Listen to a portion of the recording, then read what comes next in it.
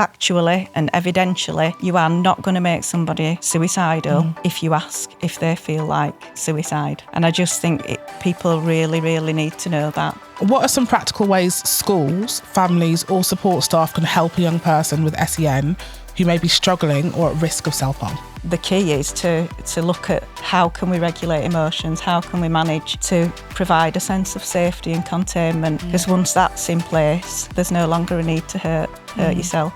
What message or advice would you give to parents, carers and educators who want to better support their child's mental well-being? Please don't be ashamed if your child is going through this. It's a massive thing that you feel that you might be failing, but actually it's just a part of learning to manage and learning to grow up. I think the more pieces to the puzzle we can collect, the more we get an idea. I think what I would always say is trust your instincts. If you instinctively feel that there's something that's not going right for your child, trust that and dig a little bit deeper. Yeah. Hi, and welcome to Sensational, the podcast dedicated to special educational needs.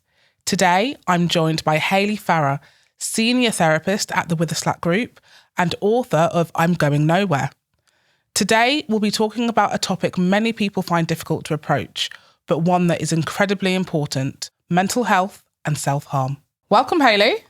Thank you. Thank you for coming. How are you? Nice to be here. I'm very well, thank you. How are you? Yeah, I'm not too bad, thank you. It's nice to have you here. So, first of all, introductions. Tell us about yourself, your background, what led you to work in mental health and with SEN children. So, I'm Hayley. I had a big career change many years ago when my children were very little. Yeah. I think I'd always known that I wanted to do something around psychology. I was always interested in what makes people tick and why they do the things they do. Obviously, I wanted to support my own young family the best I could at that time. And yeah, I've never looked back. Absolutely love it. What do you love about working in this field? I love the idea that you can make a difference, no matter how small. I've always been drawn to people that find things a bit more challenging. Right. So that clearly just interests me, and I love to be able to make somebody's life a little bit easier if I can. Oh, that's really, really nice. Why is it so important to talk about mental health in children and with special educational needs? I think that children with special educational needs in particular have got a whole array of unique challenges that many of us don't face. So social isolation, communication difficulties maybe, which all impact on mental health. Possibly not having the ability to describe what's going on for them means that we need to be the ones that are advocating for them and maybe giving them the language or the ways to communicate. And I think the younger, the better. So the earlier intervention that we can provide means that things don't escalate and end up being much worse later. Right, yeah. I think that is really important. I think sometimes can be difficult and forgotten that early intervention and trying to support as early as possible for our children can be the key sometimes. Crucial, yeah. And building resiliency from a young age. Yeah. You know, and the way to do that is to fail at things and then realise that you can actually succeed. So I think the younger we get in there, the better. Sure. Okay. Let's dig a bit deeper, okay. Into self-harm. It's a hard topic to talk about, but what are the reasons a young person might engage in self-harm, and how might this affect how they express emotional distress? I mean, it's a broad question. It's a difficult one to answer. I don't think there's an easy answer. Okay. I think it covers a whole range of emotions. I think generally it's a way of relieving emotional distress, deflecting to physical pain or physical feelings, as a way of managing, usually when there's not a more productive way of managing available to that child.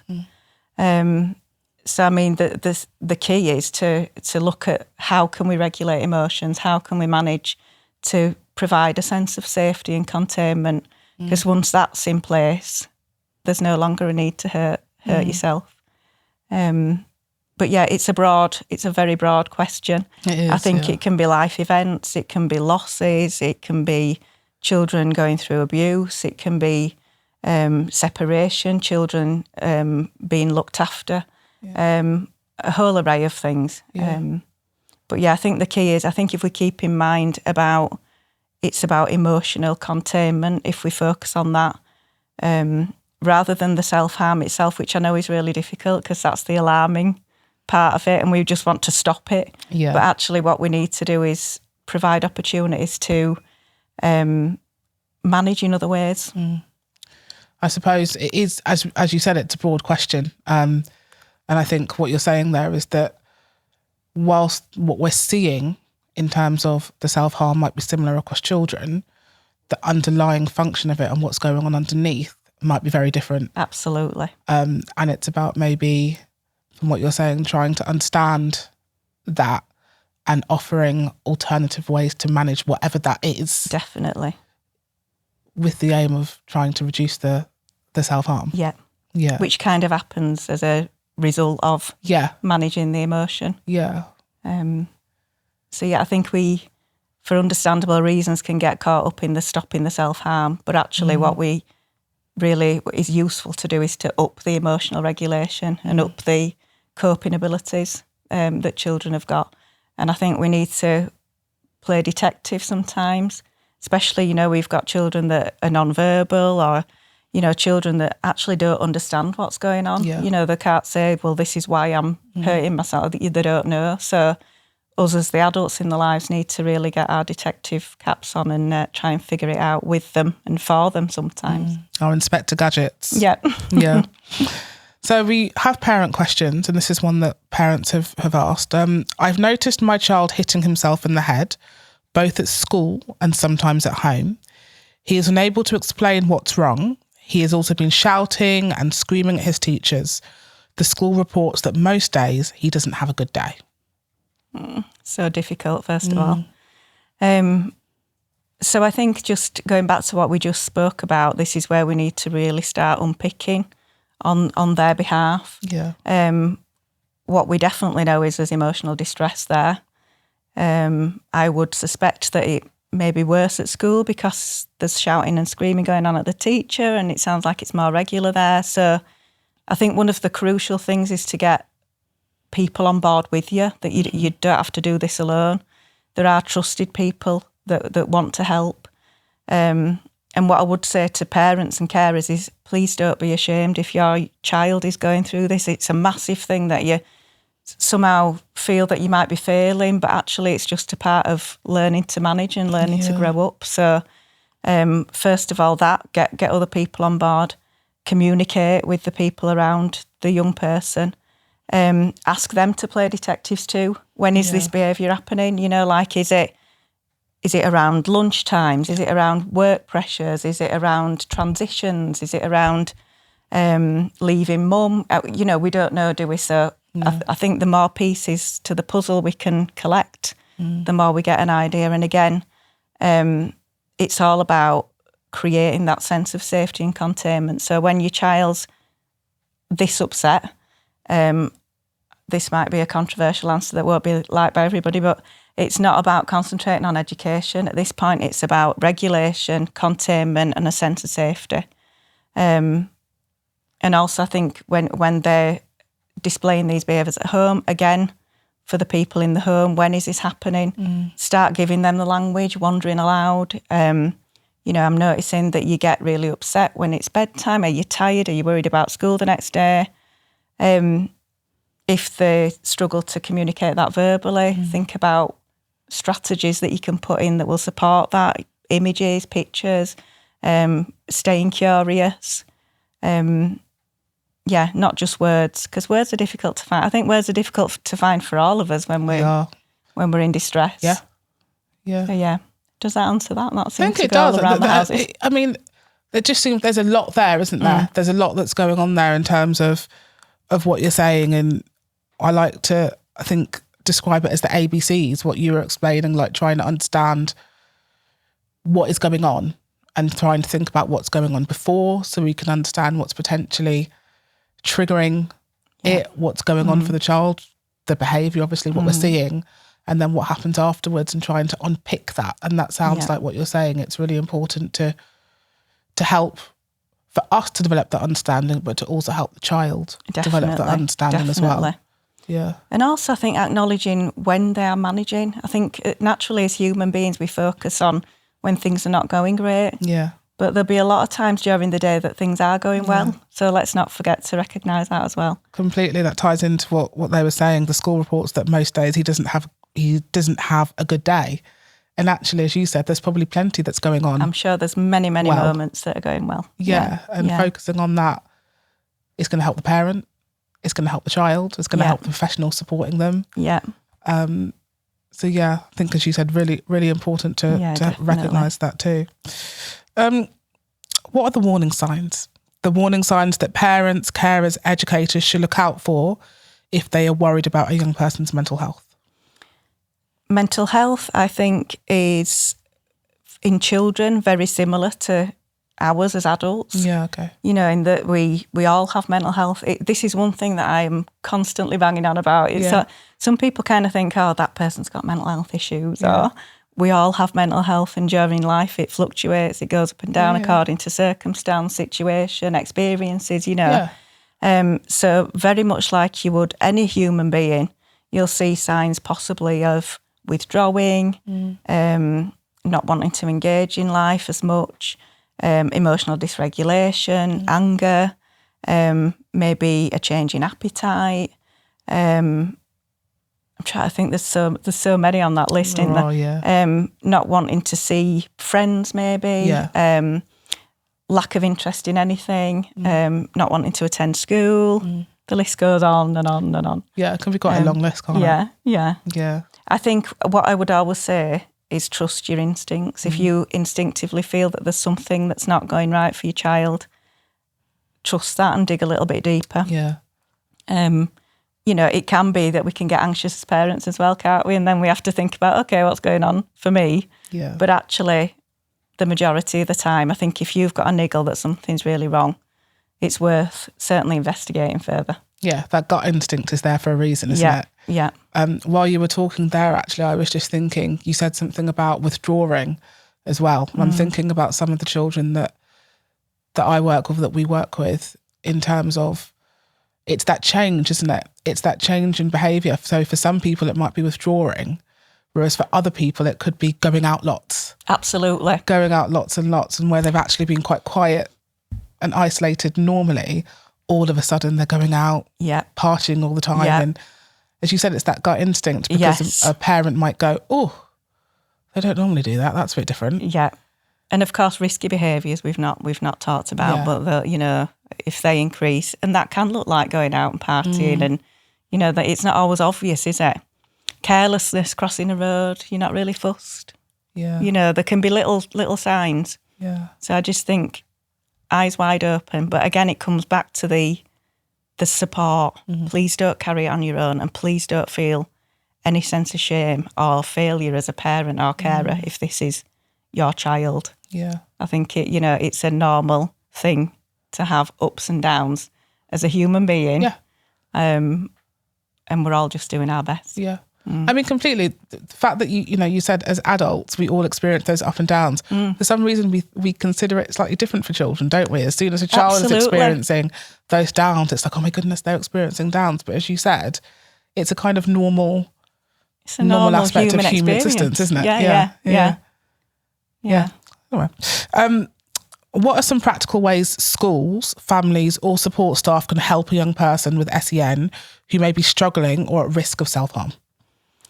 So I think, first and foremost, it's that providing a feeling of safety, so a safe space that they can go to, a safe person that they can confide in, the ability to remove from a situation that might feel unsafe. And that can be any situation that might not feel unsafe to somebody else. But if that child is showing us, I'm not coping with this, then somewhere to retreat to is really, really important. Again, just trying to give them the language or the means of communication to let somebody know. You know, some of the things we use are really, really simple things like a secret hand signal or a turning over of a page or whatever it might be, that's saying to somebody, if it needs to be in a quiet way, I need to get away from this. And again, I think collaboration, a lot of these things are crossing over out there, but it's so crucial, I think, to use the whole team around you. It's far too much for one person to even attempt to tackle on their own. And make sure that when you are planning with educational professionals or like clinical professionals, whatever, that the focus is very much on mental well-being, not just on education, because we can't do one without the other. So, we're never going to educate or progress when we're emotionally distressed. Ties into what you were saying earlier, doesn't it? About we don't know about this opinion and that it's very difficult for our children to learn when they're feeling unsafe. Absolutely. And if they're not feeling safe, then how can we expect them to take in information and stuff like that? Absolutely. I mean, I can't read a book or watch anything and not be distracted if I'm not feeling good. Completely. And yet we expect that of our children. Just go to school and sit there and learn. Completely. If we're a little bit anxious, it's really difficult to focus on anything, isn't it? Than what we're anxious about. Yeah, definitely. Yeah. What message or advice would you give to parents, carers and educators who want to better support their child's mental well-being? Well, I think it all comes into play, doesn't it? But reach out, definitely reach out to other people. Absolutely. And I know this can go against the grain as parents, particularly and carers, but absolutely think about yourself, your own position, your own well-being, your own part in this, which is often can lean to a place of guilt. And I would say throw that away if you can. If you can, Yeah, absolutely, because nobody's benefiting from that. I think it's so important that you give back to yourself when you've got a child, any child, but especially a child with special educational needs. So that's crucial, and I know how difficult that is when you're in the middle of it, but that's exactly why you've got to prioritise it. I think also if you think about your little one is basically looking to you, this kind of gives you permission, I think, to prioritise yourself. If you think your little one's looking to you as a kind of their own emotional regulation system. So if they're borrowing your emotional regulation, and so in a crisis, the best thing we can do is stay calm. I know it's the hardest thing in the world. Yeah. But the best thing we can do is try and appear and stay calm, and the child will pick up on that. One of my favourite sayings is they strike when the iron's cold. Okay. We don't strike when it's hot because we're not hearing anything. Yeah. So after, that's when we can go back and revisit, and we can look at other ways, look at other strategies, and really empathise and get on board and I've seen you, I've got you. Let's think about next time this happens. Maybe we could try X, Y, and Z. Yeah. I've forgotten the question. No, well, that's okay. I think you've answered. Okay. You've answered. You've answered what message or advice. And I'm thinking from the perspective of some people who'll probably be watching this and listening to this now and thinking, I hear what you're saying, Hayley, but how it's so hard for some people to talk about self-harm, to talk about children, engaging in self-injurious behaviour. Very much so. And it can sit really uncomfortably with people sometimes. Yeah.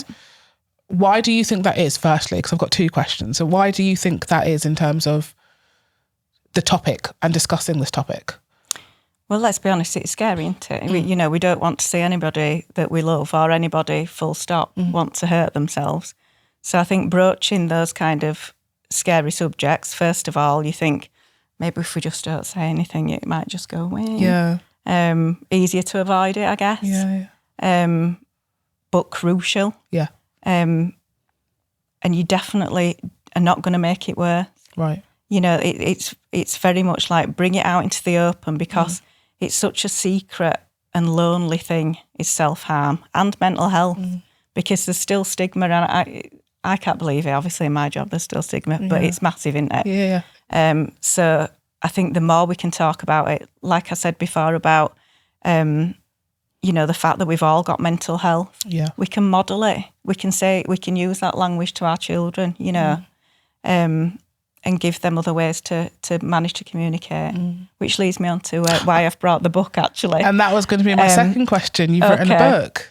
So that was written because the number one question that I was asked at work was, how on earth do we have these conversations? How do we even bring the subject up? So it's just a little story, really, that starts off with a little one that's going through difficult times. And it means it's a gentle way of opening up that this person looks really sad. I sometimes feel like that. And sometimes I notice you look a bit sad. It's as easy as that. Yeah. It's just broaching those difficult questions. And I think only then can we actually get on board, begin to understand, and also give them a sense that they're not in it on their own. Yeah. And that is so powerful. It is. It is, especially for people that might be experiencing and feeling like they are. Absolutely. And that being contributing to what they're doing and how they're behaving and their choices that they're making. Absolutely. Yeah. And it's isolating, isn't it? Being feeling that way is so isolating, and actually is one of the signs that we talked about earlier to look out for, because you tend to retreat rather than go forward and bring people in. So I guess for us as supporters, we need to be the ones to go forward and bring them in when they're not able. So your book, I'm Going to Nowhere, that you've written. Yes. It's a short book. It's a very short book, so that because we talked about attention spans are not good when we're feeling like this. Yeah. It's very easy to read. It's got some beautiful illustrations done by my lovely husband. Oh, wow. And it talks us through phases. I don't like phases because as humans we sort of go like that, don't we? But things we can expect, situations we can expect. Right. And then ultimately it gives us strategies, things that we can do to start coming through the other side. Sure. And it does talk about having things in our little backpack that we can turn to. And so have a look. Yes. It's really, really nice. It's really, really nice. And it's for, I suppose as you said, it's to help people supporting children who are self-harming. Yeah. To have that conversation. So it was written for professionals, is that? It was written to support the staff on my setting. Right. So many of those would be carers. Okay. But it's meant to be a collaborative resource. Yeah. So it opens the conversations. It also gives you ideas and strategies. But then my hope is that the conversations had about, so let's think about what helps you. And it might be that you're giving them, I've noticed when you're outside or when you get on your bike, your face just looks a bit happier than it does when you're inside. Or, again, it's playing detective and trying to bring them on board. And it, as we said, talking about it, I think that, as you said, talking about self-harm, mental health, it can be scary. But talking about it and kind of taking that, I suppose, taboo away from it means that rather than we might be able to get to a point, then rather than having to dig and pull it out of children, we might be able to open that door for them to go, by the way, I've done this, can I have some help? That'd be wonderful. Because that would be the perfect place to be, wouldn't it? Yes, absolutely. Absolutely. And I know I'm not naive to the fact that this is extremely difficult to support. And I think for parents and carers, you just want it to go away, let's be honest. You don't want to, you want it to stop. I think there's going to be an urge there to say, just don't do that. But what we're doing then is taking away what is actually sometimes a coping mechanism before we've put another one in. So that the focus has got to be on providing other coping strategies.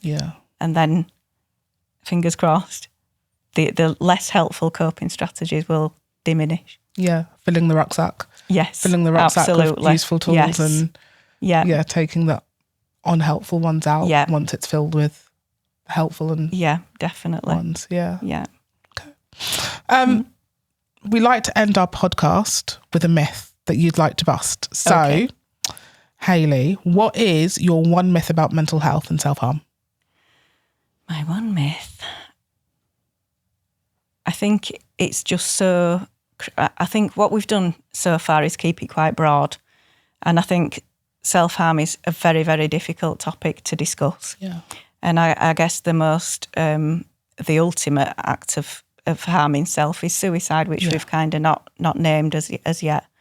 But I think it's so important to say that factually and evidentially, you are not going to make somebody suicidal if you ask if they feel like suicide. And I just think people really, really need to know that, because once we can ask that question and provide the space for somebody to actually say, do you know what? Yeah, yes, I am. Then you're on board. Then they're not alone. And that itself, connection and relationship is everything as humans. Yeah. So that in itself can be the beginning of change. I'm so glad that you've brought that up, because we haven't spoken explicitly about it. No. And there are going to be parents, educators that are, I said, watching, listening to this, that are thinking it and not wanting to say it. So I'm really glad that you've brought up, suicide and the fact that people need to be aware that having these conversations aren't going to make people more likely to go ahead and commit suicide, take their own life. Yes. But actually it's more likely to be opening up the forum to be able to talk about something that they're experiencing inside. Yes. And that offering that safe space to be able to do that could be the key in supporting someone. And also by you being the person that's listening to them, hopefully are in a better position, feeling a little bit mentally more able to think about next steps and maybe to think about help and think about where to go from there. Yeah. It's a win-win, even though it's really tricky. Yes. Yeah. Yeah. Thank you so much. I'm trying to think if there's probably so many other things that I want to talk to you about that I want to ask you. But I think that's a really nice way to end the podcast there. Yeah. Thank you so much for coming to talk about what can be quite a difficult topic, but I think a really important topic to talk about. You're welcome. And yeah. It's lovely to talk to you. And you. Hopefully we'll talk again, both Witherslack groupers. So. Hopefully. Thank you. Thanks very much.